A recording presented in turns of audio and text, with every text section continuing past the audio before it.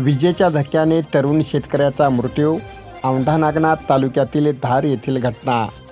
शेतातील रब्बी पिकांना पाणी देण्यासाठी विद्युत पंप सुरू करताना विजेच्या धक्क्याने 27 वर्षीय तरुण शेतकऱ्याचा मृत्यू झाल्याची दुर्दैवी घटना औंढा नागनाथ तालुक्यातील धाल शिवारात दुपारी 12च्या सुमारास 14 डिसेंबर रोजी घडली. ज्ञानबा त्र्यंबक रनमाळ वय 27 वर्षे राहणार धार असे मृत शेतकऱ्याचे नाव आहे. औंढा तालुक्यातील धार येथील ज्ञानबा रनमाळ हे पत्नी, 2 मुले आणि आईवडिलांसह राहतात.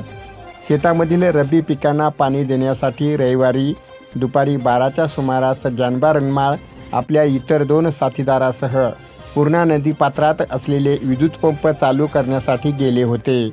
यावेळी त्यांच्यासोबत असलेले दोघे नदी काठावर थांबले आणि ज्ञानबा नदीपात्रात असलेली विद्युत पंप चालू करण्यासाठी खाली उतरले.